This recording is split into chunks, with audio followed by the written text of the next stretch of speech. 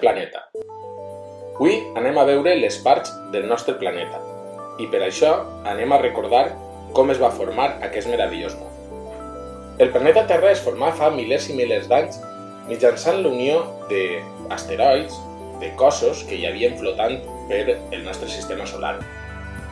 Cossos que anaven xocant i anaven comprimint-se i pegant-se formant una gran roca. Aquesta gran roca és el que seria el nostre planeta en un futur. Bé, doncs, molts anys després, els meteorits portaren, més que meteorits, sabeu que el que porta l'aigua són els cometes, que porten gel, i anaren estavellant-se sobre la superfície d'eixa roca que es va crear primigènia. L'aigua es va descongelar i va formar tota eixa capa de mars i oceans que a dia d'avui tenim el nostre planeta. La unió de les dues capes va provocar que hi haguera vapor d'aigua flotant sobre la superfície del planeta, el qual va formar una tercera capa, l'atmosfera. L'atmosfera és la capa que envolta la Terra i que conté l'aire. Aire que fa que nosaltres podem respirar i podem viure en aquest planeta. Com podeu veure, és un món meravellós, molt fràgil i únic, que tenim que cuidar. Ara veurem més detalladament i amb un acompanyant especial, anem a dir, que és el nostre ecosistema que tenim a classe, el nostre xicotet ecosistema. Veurem eixes parts de les que hem parlat, quines són i com podem diferenciar-les. Bé, anem allà. Ja estem a classe. Recordeu el nostre mini ecosistema? Bé, doncs anem a apropar-nos un poquet i anem a veure quines similituds guarda aquest pot amb el nostre planeta. Com podeu veure, hem col·locat terra, aigua i, com no, també hi ha aire.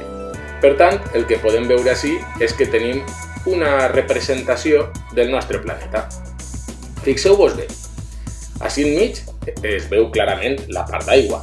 Podríem dir que aquesta capa es diu hidrosfera.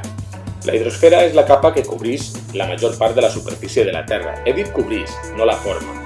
Així que podem dir que aquesta part és la que està composada pels oceans, els mars, els llacs, els pantans, els rius, les glaceres, inclús les aules subterrànies formen part de la hidrosfera.